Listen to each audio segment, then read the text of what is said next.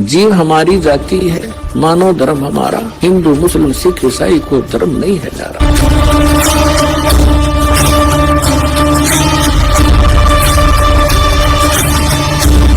कबीर साहब कहते हैं, कबीर हरि के नाम बिना ये राजा रसब हो, मिट्टी लदे कुम्हार के घास न डाले कोई। ओए होए, जो मालिक ने वचन बोल दिए कि भक्तिहीन आपका राजा भी हो वो गधा बनेगा और मट्टी लदे कुम्हार के घास भी बार खा के आओगे, वहां उसकी कोई सेवा नहीं होती, ऐसी दुर्गति होगी। और जो मालिक ने बोल दिया फाइनल समझ लेना, कदे किसी का भ्रम हो, ये अज्ञान का भ्रम है, इसको हटाने के लिए सत्संग की आवश्यकता है। और सत्संग केवल कबीर परमेश्वर ने ही हमें दिया है, और उसी के आधार से दास आपके सामने उन्हीं का दिया हुआ ज्ञान प्रचार कर रहा है। पुणात्मा, वो परमात्मा स्वयं आते हैं इस तत्व ज्ञान को बताने के लिए। वो प्रत्येक युग में आते हैं। सतयुग में परमेश्वर का नाम सत सुकृत था,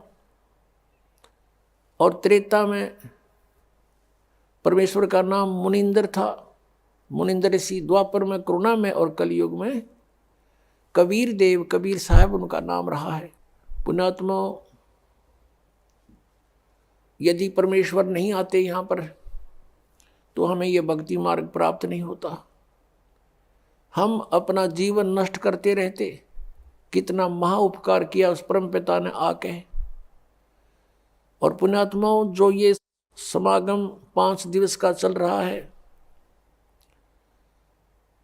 ये इस दास को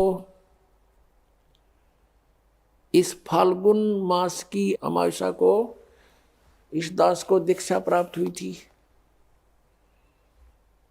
और परमात्मा कहते हैं, जिस दिन सतगुरु भेंटिया 100 दिन लेखे जान, बाकी समय बर्बाद गया तेरा बिना गुरु के नाम। जिस दिन आपको दीक्षा प्राप्त हुई वो आपका आध्यात्मिक जन्म है। पुण्यात्माओं, ये दिन जो इतना महत्वपूर्ण है, फाल्गुन की अमावस्या,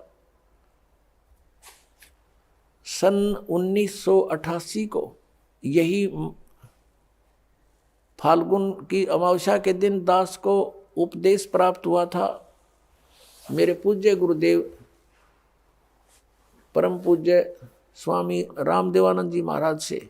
और पुण्यात्माओं, अगर वो दिन मुझे प्राप्त ना होता तो आज आप भी दुखी रहते, वंचित रहते, और दास का भी जीवन नष्ट हो जाता। अब वो दिन इस जिंदगी में भूला नहीं जा सकता। तो उस उपलक्ष्य में ये ज्ञान, ये समागम हो रहा है। तो जिस तरह दास को ये ज्ञान हुआ, और ये दास पहले यही डले ढो रहा था, लोक वेद के आधार से भक्ति कर रहा था। पीछे लग गया जाऊं था मैं लोक वेद के साथ, रस्ते में सतगुरु मिले है दीपक दे दिया हाथ।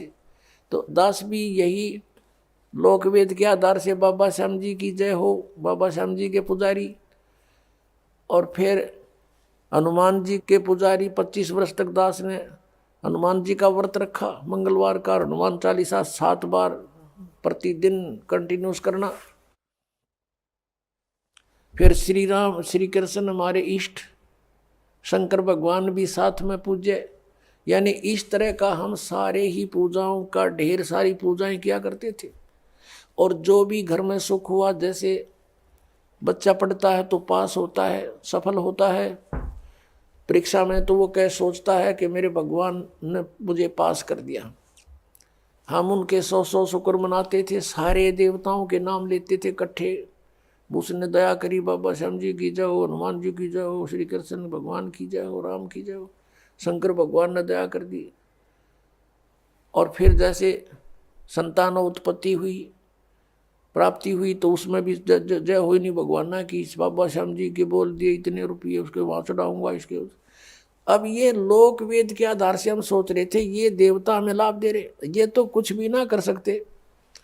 इनके इतिहास, इनकी पावर से हमें पता चला कि ये भगवान तो हैं, स्वामी हैं, अच्छी आत्माएं भी हैं, लेकिन ये हमारे को केवल वर्क डन दे सकते हैं, जैसा कर्म करेगा उतना ही दे सकते, इसमें कोई परिवर्तन नहीं कर सकते थे। आपके अगर पूर्व जन्म में कोई संस्कार अच्छे थे,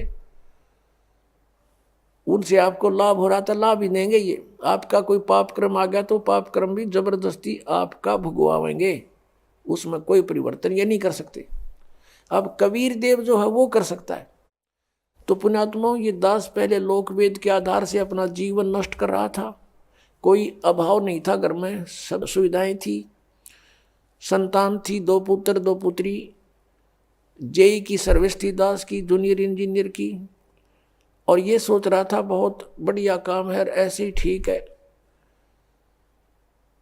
और जब ये अंधेरा हटा, जब बता के कोट जन्म तन बरमत हो गए, कुछ ना हाथ लगा रे, कुकर सुकर खरबा बोरे, कौआ हंस पुकारे, कोटि जन्म तू राजा की, न मिटी न मन की आशा, और भिक्षक होकर दर दर घूमया, ये मिला नहीं निर्गुण रासा। इंद्र कुबेर ईश की पदवी, और ब्रह्मा वरुण धर्मराया, विष्णुनाथ के पुर को जाकर तो फिर भी वापस आया।